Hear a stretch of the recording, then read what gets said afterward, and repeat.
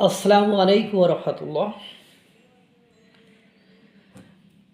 বর্তমান যিনি বিসিবির পরিচালক আছেন আদনান রহমান দীপন, তিনি যে যমুনা স্পোর্টসে যে সাক্ষাৎকারে কালকে যে তথ্য দিয়েছেন, তাতে করে ও ছাল চামড়া থাকে কি না, এটা কিন্তু একটা ব্যাপক গুরুত্বপূর্ণ বিষয় হয়ে দাঁড়িয়েছে।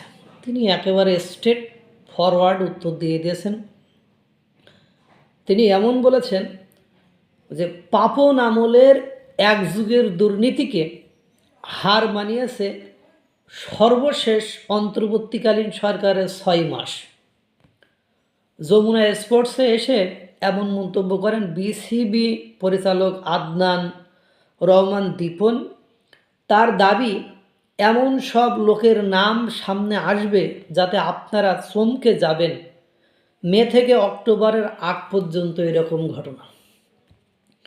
আপনারা জানেন বিসিবির একটানা 15-16 বছরের সভাপতি ছিলেন আমাদের সাবেক আপনার এমপি, ওনার বাপ ছিলেন বাংলাদেশের রাষ্ট্রপতি জিল্লুর রহমান এবং মা আইভি রহমান, তারই সন্তান পাপন।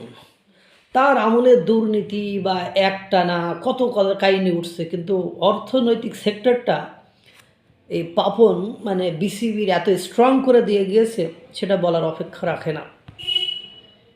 আর এই টাকার পাহাড় মানে কিভাবে যে মানে লুটপাট হয়ে গেল, সেটিরই তদন্ত করছে এবং ইতিমধ্যে যে আলামত সামনে এসেছে তারই একটা নমুনা আপনার আদনান রহমান দীপন যমুনা টিভিকে সাক্ষাৎ করে বলেছেন। এমন এমন লোকের নাম আসবে, আপনারা আটকে যাবেন, অবাক হয়ে যাবেন। তাহলে এখন বোঝেন, এই আসিফ মাহমুদ সজীব ভুইয়া ইতিমধ্যে উপদেষ্টা থেকে পদত্যাগ করেছেন এবং তার বিরুদ্ধে সেদিনও